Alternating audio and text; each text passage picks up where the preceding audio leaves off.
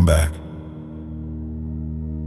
time travelers, to Sundust Short Horror Stories, where one wrong step can change everything. I'm your host, and tonight's listener-submitted tale is called Mist of 1946. Several years ago, before my health started failing, I was an avid hiker. I dragged my kids along whenever I could, and one beautiful summer day, my daughter Hannah and I headed to a trail near the New River Gorge Bridge in Fayette County, West Virginia. The path started easy, wide, well-marked, winding gently through the woods. We figured it would stay that way.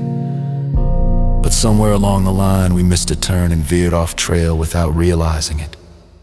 The ground sloped sharply downward, turning into a steep, rocky scramble. We stood at the top for a minute, staring at the drop. Might as well try it, I said. Hannah nodded, and down we went, careful steps, hands on boulders for balance. It wasn't as bad as it looked. At the bottom, we found the main trail again and kept walking. The plan was to hike all the way into Fayetteville. There was a little store at the end where hikers could grab a drink and catch a shuttle ride back to the parking lot. A little farther on, we came to a thick bank of fog hanging low between the trees. It was strange, dense, almost glowing, and completely still despite the breeze. The trail disappeared right into it. We'd already come most of the way, so we shrugged and stepped through. It was cold, and soaking droplets clung to our clothes and hair like we'd walked through a rain cloud. But in less than a minute, we emerged on the other side and stepped straight into 1946. The town looked like Fayetteville, but not our Fayetteville. Cars parked along the street were big, rounded, classic, shiny Ford sedans and Chevy coupes straight out of old movies. Men in fedoras and suspenders strolled the sidewalks. Women wore dresses with padded shoulders, seamed stockings, victory rolls in their hair. A couple of kids rolled honest-to-God metal hoops with sticks. We figured it was some big historical reenactment or vintage car show. Cool, right? Except we couldn't find a shuttle store. Couldn't find any modern store, actually. No coffee shop, no convenience mart, nothing we recognized. I spotted a newspaper box on the corner, dropped in a penny like the sign said, and pulled one out. The headline was about post-war coal prices. I flipped to the front page and felt my stomach drop.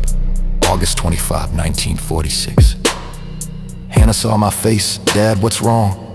I handed her the paper without a word. She read the date, looked up at me with wide eyes. "But how?" "I don't know," I whispered. We didn't stick around to find out. We turned right back around, hurried to the trailhead, and marched straight into that misty fog again.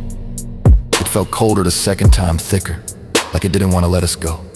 But we pushed through, scrambled back up the rocky cliff we'd come down earlier, and followed our original footprints all the way to the parking lot.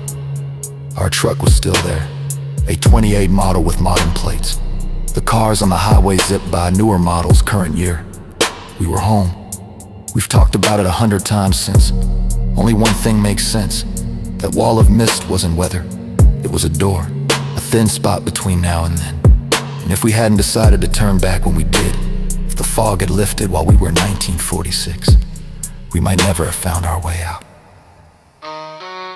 Sometimes I drive past that trailhead and glance at the trees. On damp mornings, I swear I see a faint haze lingering in the distance.